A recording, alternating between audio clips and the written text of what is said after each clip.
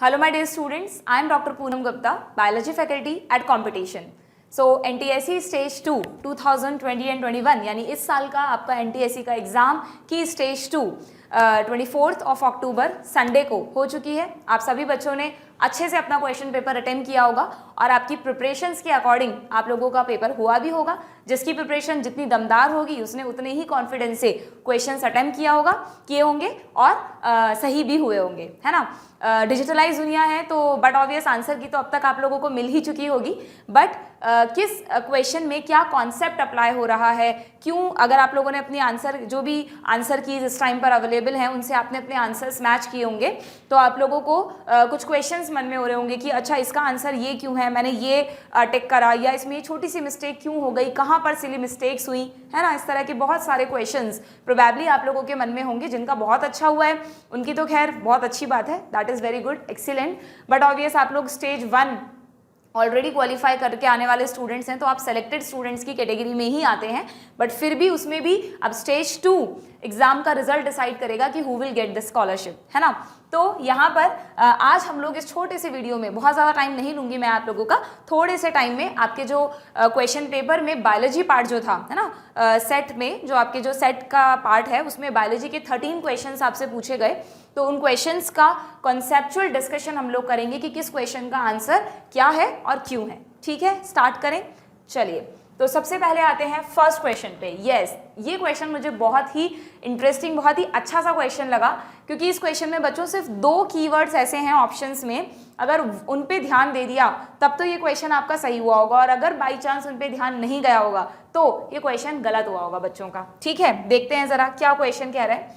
First the question is plasma membrane forms the boundary of lung cells. सिर्फ आपको घुमाने के लिए, कंफ्यूज करने के लिए, जैसा एनटीएससी करता है, 2-3 कॉन्सेप्ट्स को मिलाकर क्वेश्चन पूछ लिया जाता है, नथिंग एल्स। ओके, तो यहाँ आपको कहा है कि लंग सेल्स की बाउंड्री को प्लाज्मा मेम्ब्रेन बना रही है। वो तो आपको पता है, हर जगह कोई भी सेल हो, चाहे लंग नहीं, बॉडी के किसी भी पार्ट में किसी भी टिश्यू की सेल हो, तो सेल की जो कवरिंग है उसे आप सेल मेम्ब्रेन या प्लाज्मा मेम्ब्रेन ही कहते हैं। ओके, यहाँ प्लाज्मा मेम्ब्रेन को पीएम से डिनोट किया है। अब आपको बोला है विच of the following statement is true for the plasma membrane. ठीक है, ट्रू स्टेटमेंट आपको बताना है। देखिए जरा, फर्स्ट स्टेटमेंट दिया है PM is a semi permeable membrane. जहां तक मुझे लगता है कई सारे बच्चों को ये ऑप्शन पढ़कर कि लगा होगा कि ये एक करेक्ट स्टेटमेंट है, लेकिन बच्चों अगर आप लोगों ने अच्छे से थोड़ा सा देखा जाए तो ये डिटेल में अगर आपने स्टडी की हो तो प्लाज्मा मेम्ब्रेन को सेलेक्टिवली परमिएबल कहा जाता है, क्योंकि ये जो 2 वर्ड्स है ना, दिखने में तो ये बहुत सेम वर्ड्स लगते हैं। One is the selectively permeable membrane और दूसरा वर्ड है सेमी परमिएबल मेम्ब्रेन, है ना। लेकिन दोनों में डिफरेंस क्या है कि जितनी भी लिविंग मेम्ब्रेन्स होती है ना, जितनी भी लिविंग सिस्टम की मेम्ब्रेन्स है, उनके लिए we use the word selectively permeable. हालांकि हम कई बार सेल मेम्ब्रेन को भी सेमी परमिएबल कह देते हैं, क्योंकि दोनों का मीनिंग सेम ही है। मीनिंग क्या होता है कि कोई भी ऐसी मेम्ब्रेन जो कुछ सेलेक्टेड मॉलिक्यूल्स की ही एंट्री और एग्जिट अलाउ करे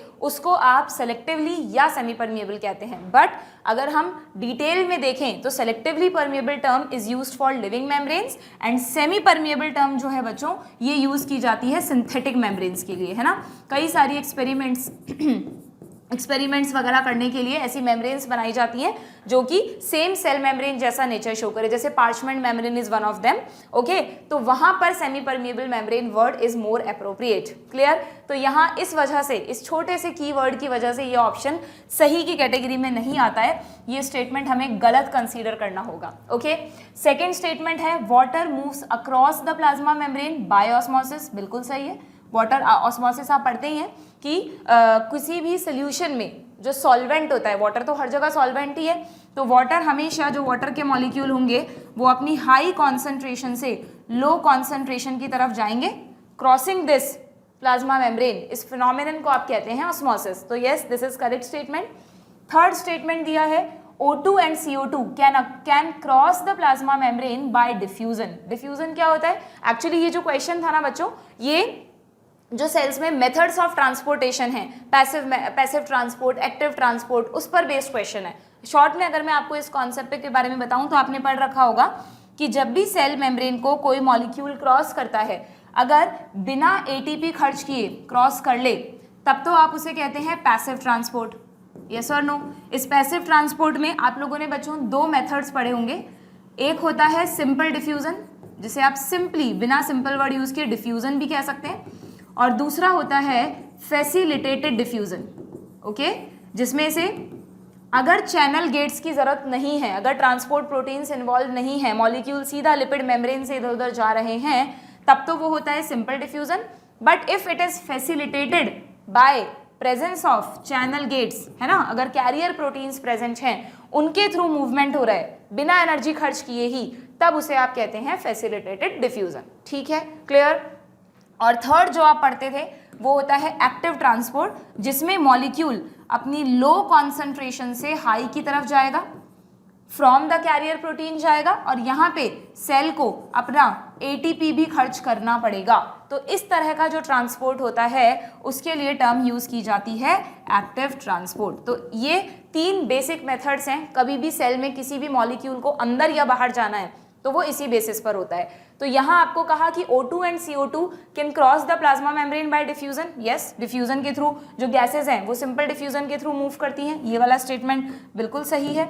और लास्ट स्टेटमेंट आपको बोला sodium and potassium ions can pass the plasma membrane by diffusion. ये जो एक वर्ड तो आप यहाँ अटके, दूसरा जो आपको कंफ्यूजन हुआ होगा शायद इस स्टेटमेंट में, क्योंकि ज़्यादातर बच्चे सोचते हैं कि सोडियम और पोटेशियम आयंस जो कि पॉजिटिवली चार्ज आयंस हैं, तो आयंस के ट्रांसपोर्ट के लिए जनरली आप एक्टिव ट्रांसपोर्ट याद रखते हैं। मतलब एग्जांपल्स में पढ़ते हैं कि एक्टिव ट्रांसपोर्ट के लिए सोडियम पंप होता है, सोडियम पोटेशियम पंप होता है, लेकिन ज़रूरी नहीं है कि हमेशा सोडियम या पोटेशियम आयन एक्टिव ट्रांसपोर्ट ही करें। बहुत सारे केसेस ऐसे होते हैं, अगर आपने अच्छे से पढ़ा हो, कि सोडियम एंड पोटेशियम के सीधा लीक चैनल्स या चैनल गेट्स भी होते हैं। अगर सोडियम की कॉन्सेंट्रेशन यहाँ हाई है और सेल के पास लो है, तो सोडियम बिना एनर्जी खर्च करे अपने चैनल गेट्स के थ्रू सेल के अंदर चला जाएगा। तो ये क्या हुआ? ये एक तरह का फैसिलिटेटेड डिफ्यूजन हुआ, जो कि डिफ्यूजन का ही एक टाइप है। तो ये जो स्टेटमेंट है ये सही स्टेटमेंट है कि sodium and potassium ions can pass the plasma membrane by diffusion. बस डिफ्यूजन में ये फैसिलिटेटेड डिफ्यूजन की बात कर रहे हैं। ठीक है, तो कौन कौन से करेक्ट स्टेटमेंट हुए हमारे? B, C and D. तो ये third option is the correct, है ना। अगर ये दोनों में जो मैं आपको कह रही हूँ कंफ्यूजन था, तो अगर आप लोगों ने ध्यान नहीं दिया होगा, कुछ बच्चों ने इसको सही मान लिया होगा और इसको गलत माना होगा, तो उस कंडीशन में आप A, B and C choose करके आए होंगे। But no, this is the most appropriate option. ठीक है, क्लियर? छोटे छोटे वर्ड्स हैं जहां पर ध्यान रखना है हम लोगों को। क्लियर? समझ में आ गए? क्वेश्चन क्लियर है? आगे बढ़ जाए। चलिए अब आते हैं हम नेक्स्ट क्वेश्चन पे। सेकेंड क्वेश्चन, यस, ये बहुत ही सिंपल क्वेश्चन था। क्वेश्चन है eukaryotic cells contain several membrane bound सब सेल्यूलर स्ट्रक्चर। सिर्फ कंफ्यूज किया है आप लोगों को, लैंग्वेज में कहा है कि सेल के अंदर किसी भी सेल में, किसी भी यूकैरियोटिक सेल में बहुत सारे मेम्ब्रेन बाउंड स्ट्रक्चर्स होते हैं। यू नो किसकी बात कर रहे हैं ये? They are talking about organelles like mitochondria, ER, GB, है ना। तो लिखा भी है यहाँ पर। Now the vacuole is one of them. Vacuole को भी तो आप एक ऑर्गेनेल ही मानते हैं। यहाँ पर अगर मैं एक वैक्यूल बना दूं बड़ी सी, ये भी एक ऑर्गेनेल हो गया, सिंगल मेम्ब्रेन बाउंड है। Now it is found in both animal cell and plant cell. बिल्कुल, नो डाउट आप पढ़ते हैं कि प्लांट सेल्स में बड़ी बड़ी वैक्यूल्स होती हैं, ज़्यादा होती हैं, लेकिन एनिमल सेल्स में भी तो आप वैक्यूल पढ़ते हैं। कई जगह फूड वैक्यूल होती है, कई जगह छोटी छोटी वैक्यूल्स होती हैं स्टोरेज के लिए।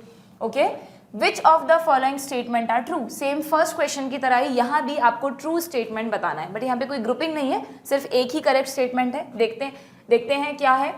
First, which of the following statement are true for vacuoles? Okay बच्चों, इस क्वेश्चन में आई थिंक यस, इस क्वेश्चन में कुछ मिसिंग है। इस क्वेश्चन में यहाँ पे ऑप्शंस भी थे, ग्रुप्स बने हुए हैं ऑप्शंस के। Okay, let me correct it, just a minute.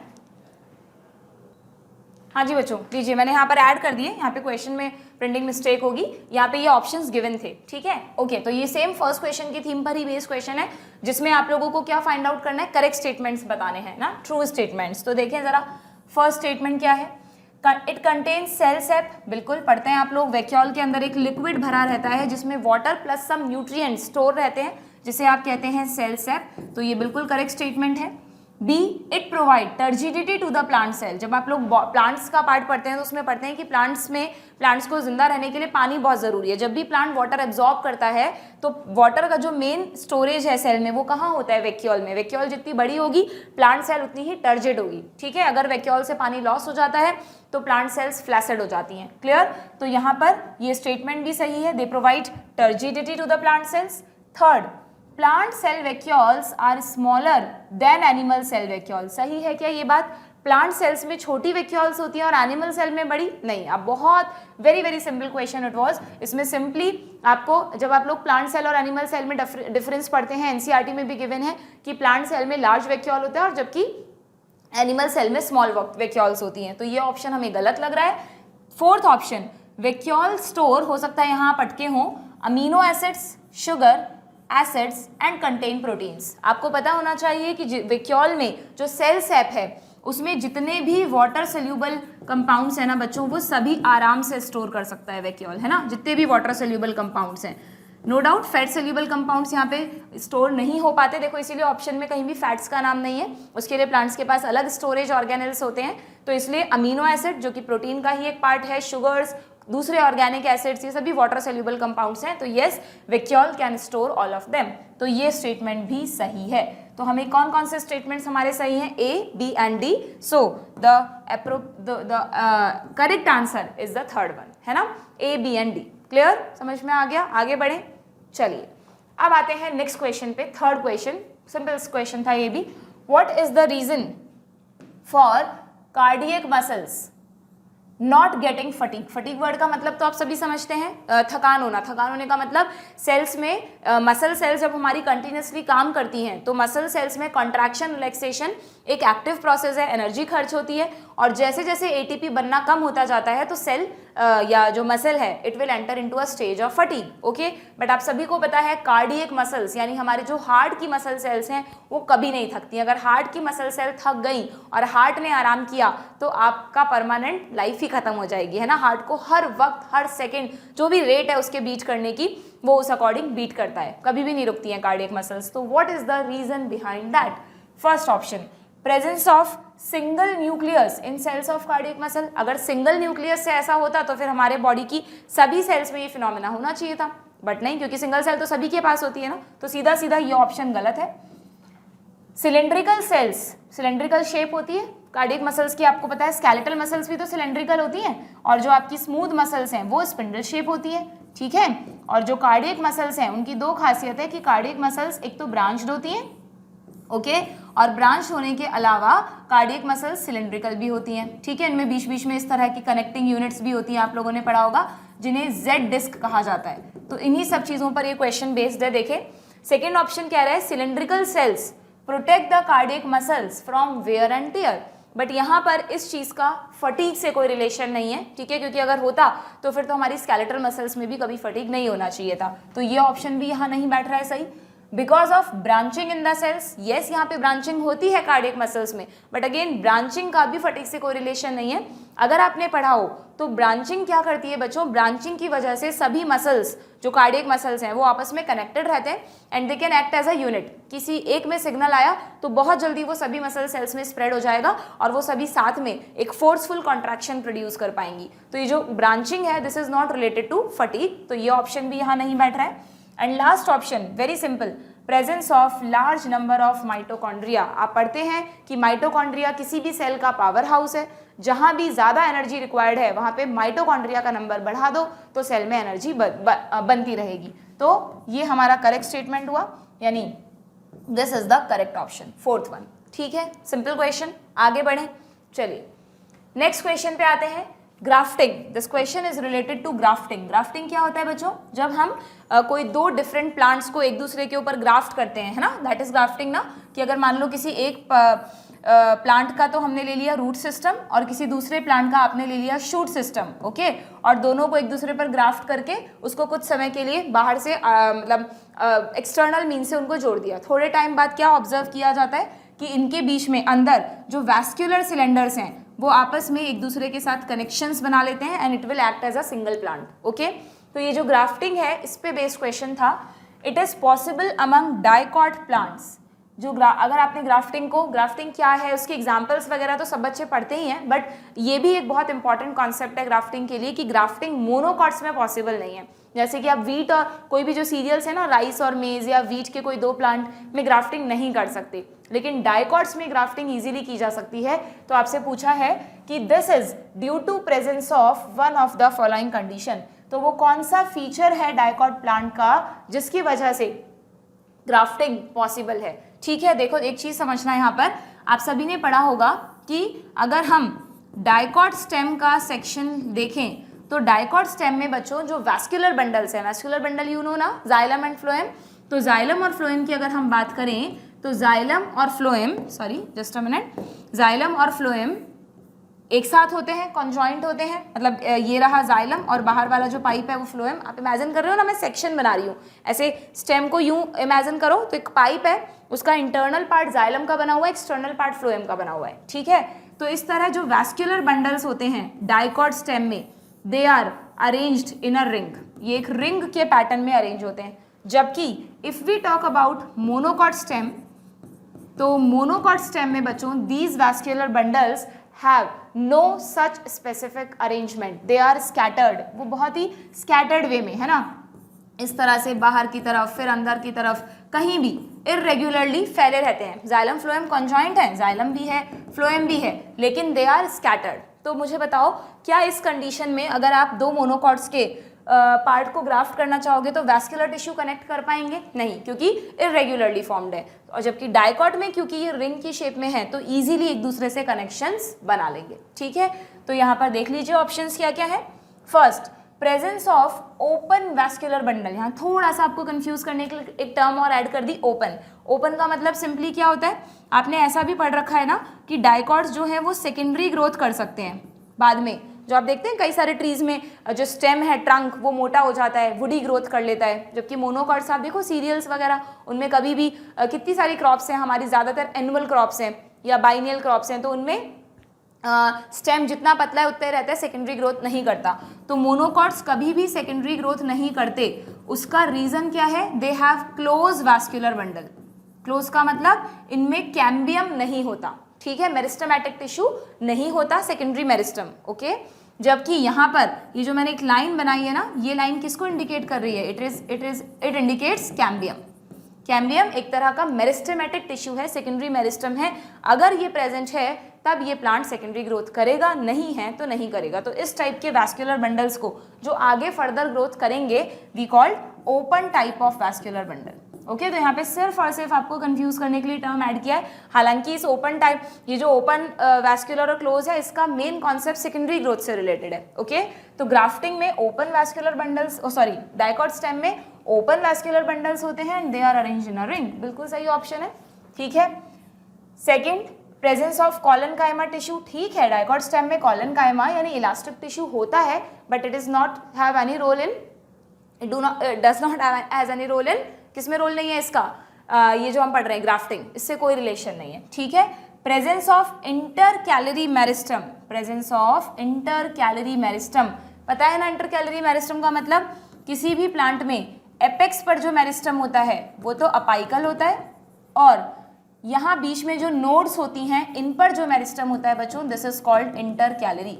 तो ये बात ठीक है कि डाइकॉट में और मोनोकॉट दोनों में इंटर कैलरी मेरिस्टम है, बट इसका ग्राफ्टिंग से कोई रिलेशन नहीं है, ये भी गलत। And larger diameter of stem, again it is not related to the grafting. तो ग्राफ्टिंग के लिए the most appropriate option is presence of open vascular bundles arranged in a ring.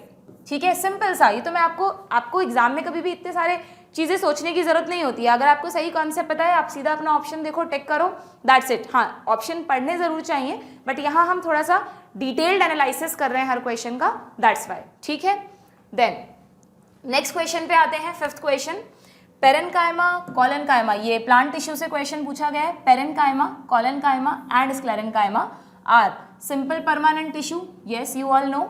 Which of the following statement is true for collenchyma. ठीक है, आपको collenchyma के लिए correct statement बताना है। First, it made up of dead cell, बिल्कुल नहीं। इन तीनों में से डेड टिश्यू कौन सा है बच्चों, सिर्फ स्क्लेरेन्काइमा डेड टिश्यू है। It has very little intercellular space, बिल्कुल। देखो आपको ध्यान हो, आप कॉलेनकाइमा के बारे में पढ़ते हैं कि कॉलेनकाइमा में अगर मैं इस तरह की एंगुलर सेल्स बनाऊं, पॉलीगोनल सेल्स बनाऊं, तो इसमें क्या होता है बच्चों कॉलन कायमा में कि ये जो एंगल्स हैं, इन एंगल्स पे पैक्टिन का डिपोजिशन होता है सेल वॉल पे, ठीक है ना। सेल वॉल पे जो एंगल्स हैं वहाँ पर मान लीजिए ये पैक्टिन का डिपोजिशन हो रहा है, इरेगुलरली होता है पैक्टिन, बहुत सारी फॉर्म्स में होता है, यहाँ पर मैंने एंगुलर फॉर्म बनाई है, ओके। तो इसके डिपोजिशन की वजह से ये जो सेल्स के बीच बीच में खाली जगह बचनी चाहिए, जिसे आप इंटरसेलुलर स्पेस कहते हैं, इट इज़ नॉट मच, ये बिल्कुल ना के बराबर, नेग्लिजिबल होता है। तो ये स्टेटमेंट सही है, that it has very little intercellular space. Then cells are irregularly thickened at the corners, बिल्कुल अभी अभी बताया मैंने आपको। सेल वॉल कंटेन्स लिग्निन, नहीं, लिग्निन होता है स्क्लेरेनकाइमा में। लिग्निन किसी भी टिश्यू को इलास्टिसिटी नहीं देता, बहुत ज़्यादा हार्ड बनाता है, मैकेनिकल स्ट्रेंथ, हालांकि ये भी कहीं ना कहीं मैकेनिकल स्ट्रेंथ देता है, बट लिग्निन ध्यान रखिएगा स्क्लेरेनकाइमा से रिलेटेड है। तो यहाँ पर सिर्फ 2 ही स्टेटमेंट सही है, देख लीजिए which is the correct option, this one. तो ये आपको आपका सही आंसर मिल गया, ठीक है। नेक्स्ट क्वेश्चन पे आते हैं।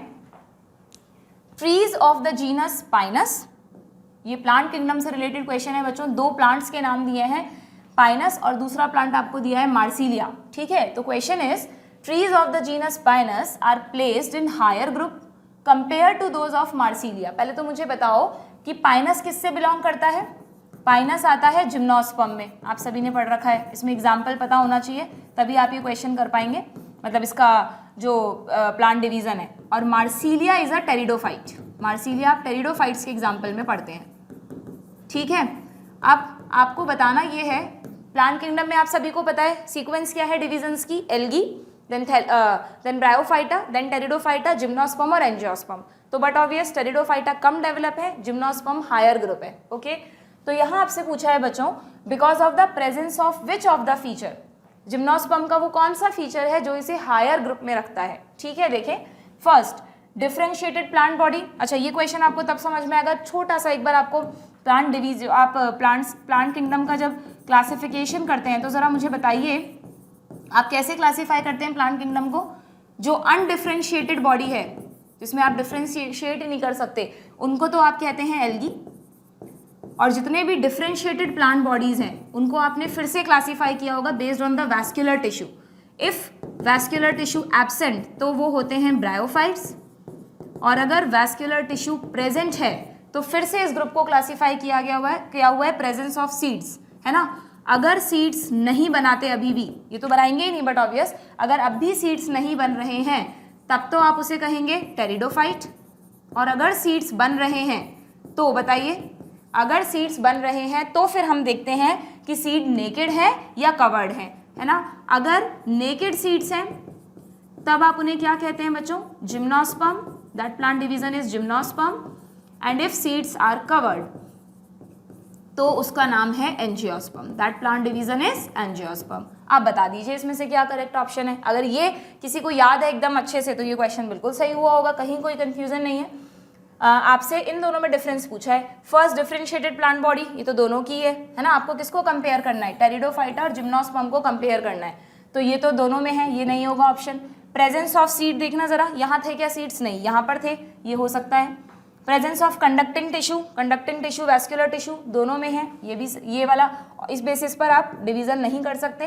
प्रेजेंस ऑफ फ्लावर, अच्छा बताओ, ये जो 5 प्लांट डिवीजन मैंने लिखे इनमें से flowering plant are the gymnosperm, सिर्फ जिम्नोस्पर्म ही ऐसे प्लांट्स हैं सारे प्लांट्स में जो फ्लावरिंग करते हैं, तो ये तो दोनों ही नहीं करते, तो ये भी नहीं होगा। तो सही सीधा सीधा आपको आपका आंसर मिल गया, that is presence of seed. In 4 criteria में से किस वजह से पाइनस को मार्सिलिया से हायर माना गया है, क्योंकि मार्सिलिया में सीड्स नहीं बनते जबकि पाइनस में सीड्स बनते हैं, ठीक है। बहुत अच्छा, मतलब अच्छा क्वेश्चन था, ठीक ठाक। आप लोगों को अगर ये क्लासिफिकेशन पता है तो आप इजीली कर सकते हैं।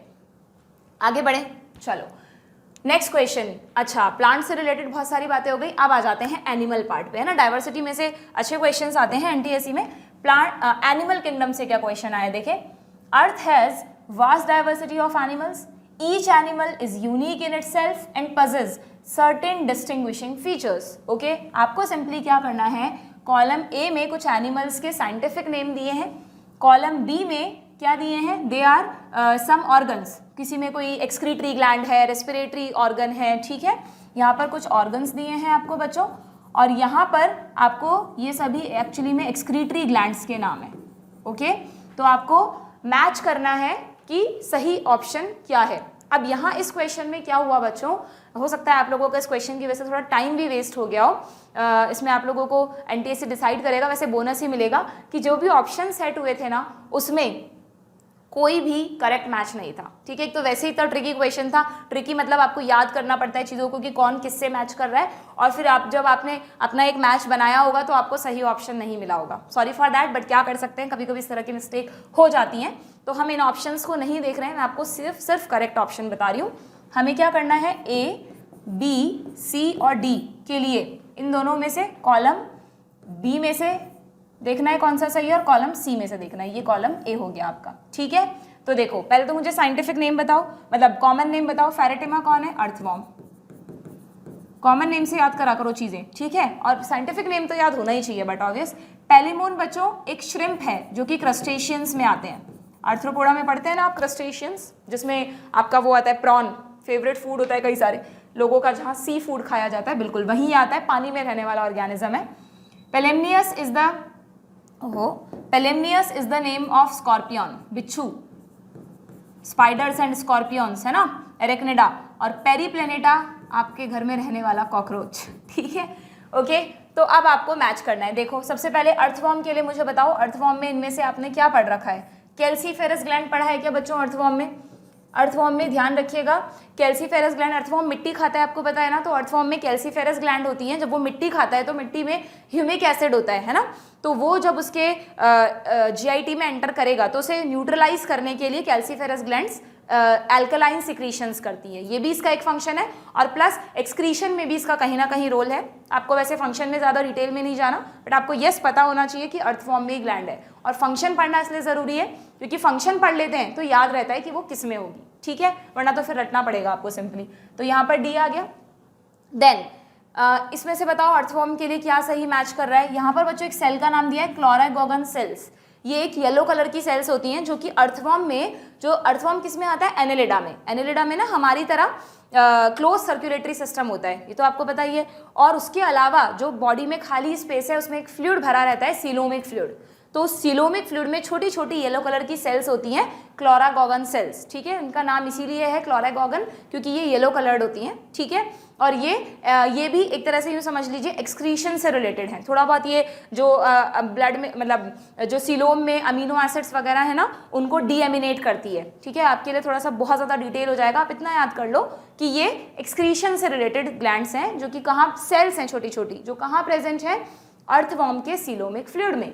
तो यहाँ पे मैच कर रहा है सेकेंड ऑप्शन। ठीक है, अर्थवॉर्म के लिए दोनों ले लिए हमने। चलो अब आ जाओ इस पर, ये है आपका पैलिमोन, क्रस्टेशियन। क्रस्टेशियन क्योंकि पानी में रहते हैं। आर्थ्रोपोड ना सबसे बड़ा फाइलम है ना पूरे एनिमल किंगडम का, और बहुत वैरायटीज होती हैं इसमें। तो वैसे तो आर्थ्रोपोड में आप मेनली इंसेक्ट पढ़ते हो जो कि लैंड पे रहते हैं, बट अर्थवॉर्म में कुछ अर्थवॉर्म्स कुछ आर्थ्रोपोड्स पानी में भी तो रहते हैं। तो ये जो ग्रुप है क्रस्टेशियन, ये पानी में रहने वाला ग्रुप है, और इस वजह से इसमें जो रेस्पिरेटरी स्ट्रक्चर है ना वो है बुक गिल्स। ये इसका रेस्पिरेटरी स्ट्रक्चर है, गिल्स, जो कि बुक की तरह, एक बंद बुक के पेजेस दिखते हैं ना जैसे, वैसे दिखते हैं, इसलिए इनको बुक गिल्स कहा जाता है। ठीक है, तो यहाँ मैच कर रहा है ए। और इसमें अगर आप देखें तो क्रस्टेशियन जो कि प्रॉन्स की तरह हैं, उनके लिए आप ग्रीन ग्लैंड पढ़ते होंगे। इनके एंटीनीज के पास ग्रीन कलर की ग्लैंड होती है एक्सक्रीशन के लिए। ठीक है, एंटीनल ग्लैंड भी कहते हैं और इसे हम ग्रीन ग्लैंड भी कहते हैं। तो ये दोनों इससे मैच कर रहे हैं। नेक्स्ट आ जाते हैं हम थर्ड ऑप्शन पे, पेलेमनियस, स्कॉर्पियन, बिच्छू है ना। बिच्छू में सिंपली बच्चों बुक लंग्स होते हैं। बिच्छू और स्पाइडर दोनों में, स्कॉर्पियन और स्पाइडर दोनों में लंग्स हैं क्योंकि लैंड पे रहते हैं। और अगर हम लंग्स को देखें तो लंग्स का जो सेक्शन है वो बुक के पेजेस की तरह इस तरह से नजर आता है, जैसे बुक के पेजेस दिखते हैं ना बंद बुक के, इसलिए उनको बुक लंग्स कहते हैं। तो यहाँ मैच कर रहा है सी। और एक्सक्रीटरी ऑर्गन की बात करें तो मकड़ी और बिच्छू यानी स्पाइडर और स्कॉर्पियन दोनों में कॉक्सल ग्लैंड होती है ना। इनकी लेग्स में, ऐसे इनके जो लेग्स होते हैं ना, उनमें लेग्स में एक बड़ा सा सेगमेंट होता है जिसे बोलते हैं कॉक्सा, उसी के जस्ट पास में ग्लैंड होती है। सो कॉक्सल ग्लैंड कैरेक्टरिस्टिक फीचर है स्कॉर्पियन एंड स्पाइडर्स का। ठीक है, तो यहाँ मैच कर रहा है फर्स्ट। जब तक हम इन चीज़ों को एनिमल किंगडम में फंक्शन के साथ याद नहीं करते तो हमारे दिमाग में इमेज नहीं बनती कि कौन कहाँ होगा। ठीक है, देन पेरीप्लेनेटा यानी कि कॉकरोच। कॉकरोच में अगर रिप्रोडक्टिव सिस्टम भी आपने कॉकरोच का स्टडी किया हो तो फीमेल रिप्रोडक्टिव सिस्टम में बच्चों कॉकरोच की जो फीमेल्स कॉकरोच होते हैं उनमें इस तरह की एक बहुत हाईली ब्रांच ट्री की तरह दिखने वाली ग्लैंड का पेयर होता है जिन्हें कोलिट्रियल ग्लैंड्स कहते हैं। और ये ग्लैंड्स क्या करती हैं, ये ग्लैंड्स कुछ सिक्रीशंस करती हैं जिससे यहाँ पर फीमेल कॉकरोच अपने ओवा दे के रखती है। जब स्पर्म्स आते हैं और फर्टिलाइजेशन होता है और जाइगोट बनता है तो उसको प्रोटेक्ट करने के लिए उनके चारों तरफ ऊथिका नाम की कवरिंग्स बन जाती हैं। ठीक है, तो ये बनाना इसका काम है कोलिट्रियल ग्लैंड का। तो collaterial gland is related to Periplaneta. Periplaneta में आ जाएगा एक तो कोलिट्रियल ग्लैंड और यहाँ से ये आएगा एक्सक्रीटरी में। कॉकरोच में आप लोग एक्सक्रीटरी ऑर्गन पढ़ते होंगे मेल्फिजियन टिब्यूल्स, है ना, लेकिन कॉकरोच में बच्चों जो 11th NCERT उसमें दिया हुआ है कि कॉकरोच में कुछ एसेसरी एक्सक्रीटरी ऑर्गन भी होते हैं जैसे फैट ग्लैंड्स, यूरिकोज ग्लैंड्स। ठीक है, तो इसलिए यहाँ पर क्या मैच कर रहा है देखें, पेरीप्लेनेटा से बी एंड वहाँ पे आ जाएगा आपका यूरिकोज यानी 4।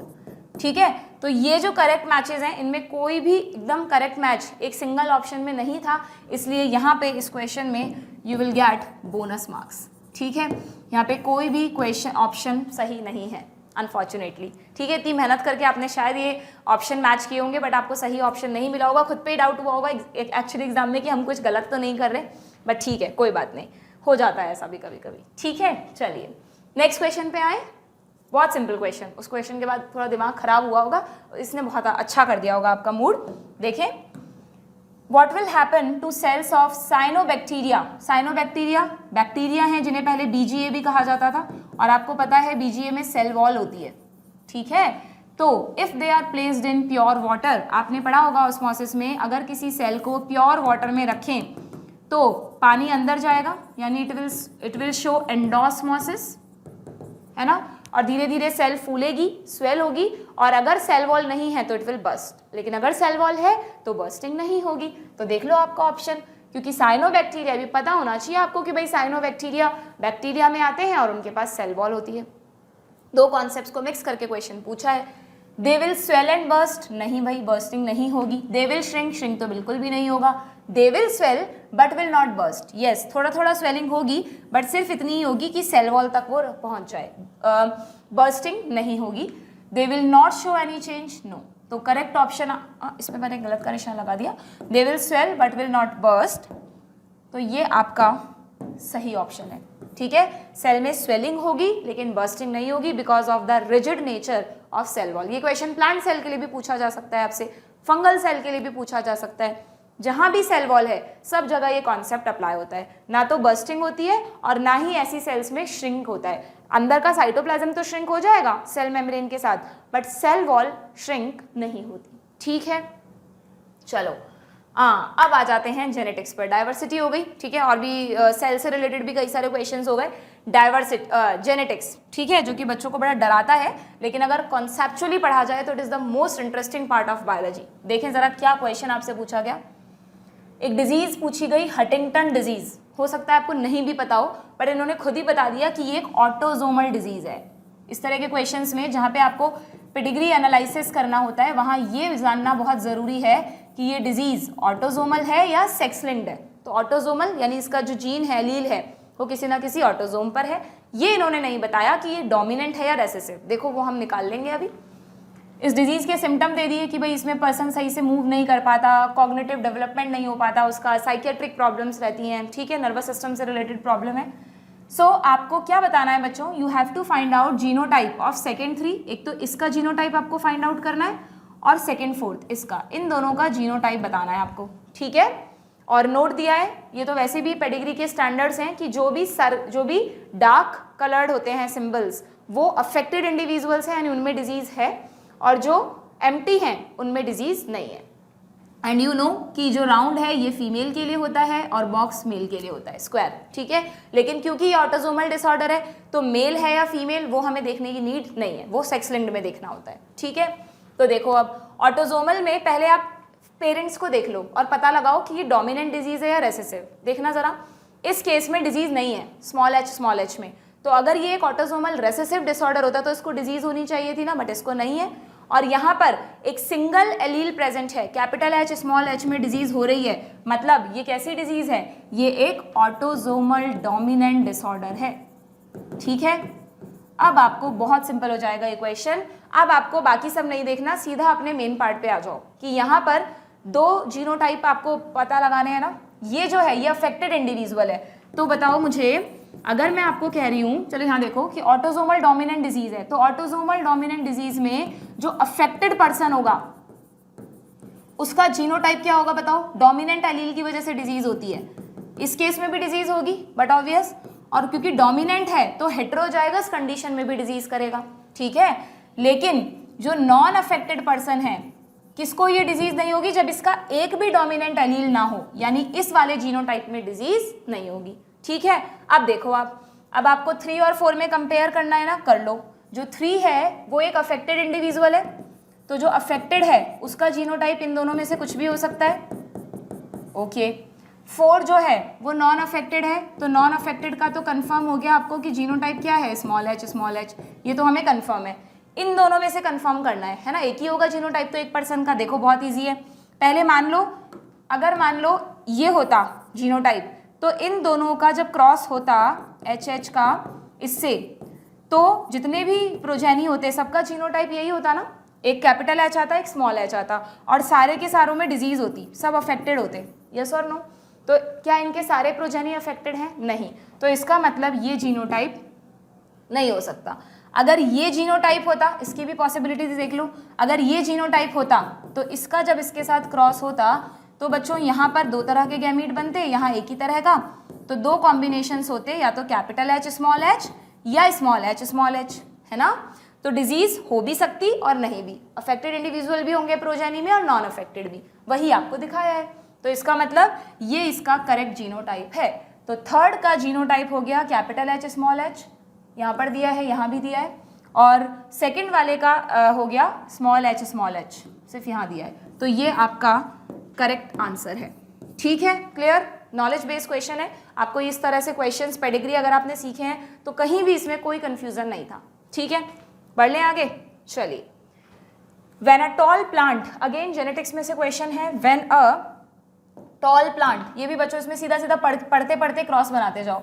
Toll plant with round seeds, तो tall plant with round seeds, dominant हो गए। ठीक है, hybridised with a dwarf plant with wrinkled seeds, dwarf है तो स्मॉल टी, रिंकल्ड है तो स्मॉल आर। ठीक है, F1 जनरेशन के सभी ऑफस्प्रिंग में टॉल प्लांट्स के साथ राउंड सीड प्रोड्यूस हुए, तो यहाँ पर क्या रहा होगा, capital T, small T, capital are, वही जो मेंडल वाला क्रॉस था वही कंडीशन है। और ये मैंने क्यों डेफिनेटली कह सकती हूँ, क्योंकि यहाँ पे F1 में सभी में डोमिनेंट फीचर शो हुआ है, तो सीधा सीधा ये मेंडल वाला केस है जब पेरेंट्स में प्योर लाइंस होती है और F1 जनरेशन हाइब्रिड होता है। सही है बात, बिल्कुल ठीक है। तो जीनोटाइप उन्होंने नहीं दिया तो भी हम इजीली कह सकते हैं कि यही जीनोटाइप रहा होगा।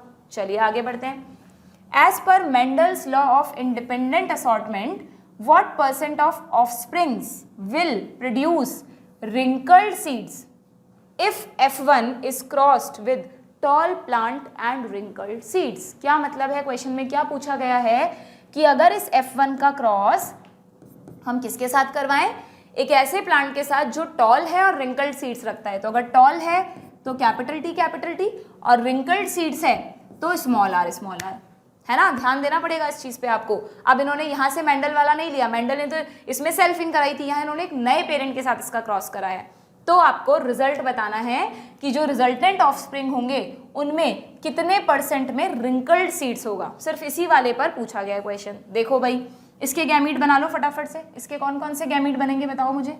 इसके गैमीट बनेंगे कैपिटल टी कैपिटल आर, या कैपिटल टी के साथ small T capital R, small T small R. तो सीख चुके होंगे आप लोग, 4 तरह के गैमीट बनेंगे। चलिए यहाँ देखना जरा, यहाँ भी 4 तरह के गैमीट बनाऊं क्या? बिल्कुल नहीं बच्चों, यहाँ से एक में अगर कैपिटल टी आया और एक में स्मॉल आर आया तो क्या कोई और कॉम्बिनेशन बन सकता है? नहीं, तो एक ही तरह का गैमीट यहाँ प्रोड्यूस होगा। अब आप इसके कॉम्बिनेशंस बना लो बस और आंसर निकाल लो। देखो कैसे बनेंगे कॉम्बिनेशन। ये दोनों का क्रॉस हुआ होगा तो रिजल्ट क्या रहा होगा, फटाफट से कर लेते हैं। Capital T small R R, capital T small T, capital R small R, capital T ये। तो इनमें रिंकल्ड सीड सिर्फ यहाँ और यहाँ आएंगे ना, तो टोटल के 50% प्रोजेनी में you will find wrinkled seeds. ठीक है, हमें टॉलनेस वाला फीचर तो देखना ही नहीं, अगर साथ में पूछते तो फिर हम उस अकॉर्डिंग आंसर देखते। तो यहाँ सीधा सीधा आपका आंसर हो जाएगा थर्ड ऑप्शन, दैट इज 50%। ठीक है, क्लियर। देन नेक्स्ट क्वेश्चन, ये क्वेश्चन, अच्छा अब इकोलॉजी के क्वेश्चन है, देखिए जरा, इंपॉर्टेंट पार्ट है ये भी। What would happen to earth if, बहुत सिंपल क्वेश्चन था, बड़ा अच्छा सा क्वेश्चन था। If carbon dioxide was absent from its atmosphere, सारी की सारी CO2 खत्म हो जाए एटमॉस्फेयर से। फिलहाल तो we are facing the problem जब CO2 ज़्यादा है, जिसकी वजह से हम क्या हो रहा है, green house effect, global warming के शिकार हो रहे हैं। यहाँ जस्ट उल्टा पूछा है कि अगर सारी की सारी CO2 खत्म ही हो जाए एटमॉस्फेयर में से, तो आप सोचेंगे मैम बहुत अच्छी बात है। बिल्कुल नहीं बच्चों, अगर CO2 नहीं होगी तो प्लांट्स फोटोसिंथेसिस कर पाएंगे क्या? नहीं ना। फोटोसिंथेसिस की रिएक्शन क्या होती है, CO2 और H2O रिएक्टेंट होते हैं, तब जाके वो ग्लूकोज बनाते हैं, ऑक्सीजन बनती है और फूड चेन शुरू होती है ना। तो अगर CO2 नहीं होगी तो प्लांट्स खाना नहीं बना पाएंगे, और अगर प्लांट्स ही खाना नहीं बनाएंगे तो हर फूड चेन की शुरुआत प्लांट से होती है। एनिमल्स भी कहाँ से रहेंगे फिर दुनिया में? तो देखो क्या ऑप्शन है, the earth would B a pleasant place, बिना CO2 के बहुत अच्छी होगी हमारी अर्थ, बिल्कुल नहीं। Absence of CO2 would not make any difference to earth, बिल्कुल गलत है ऐसा कहना। Earth would be devoid of life, yes, earth पे लाइफ एग्जिस्ट ही नहीं कर पाएगी। एंड फोर्थ, जिसमें आप कंफ्यूज हुए हो शायद, अर्थ would have only animal life. आपने सोचा होगा भाई प्लांट से तो नरिशमेंट नहीं बना रहे, एनिमल्स तो सर्वाइव कर ही जाएंगे, कहाँ से करेंगे बच्चों? फूड चेन की शुरुआत भी प्लांट से होती है, और हम जिंदा रहने के लिए जो ऑक्सीजन हमें चाहिए वो भी तो प्लांट्स ही इवॉल्व कर रहे हैं बाय दिस प्रोसेस, तो वो भी नहीं मिलेगी। तो अल्टीमेटली अगर CO2 नहीं रही तो earth would not be a pleasant place, earth there will be no life on the earth. ठीक है, बहुत अच्छा क्वेश्चन था, सिंपल सा, थर्ड ऑप्शन। चलिए 2 क्वेश्चंस और रह गए, देख लेते हैं। इकोलॉजी में से है अगेन एनवायरमेंटल पार्ट जो है, the following figure represent the flow of energy.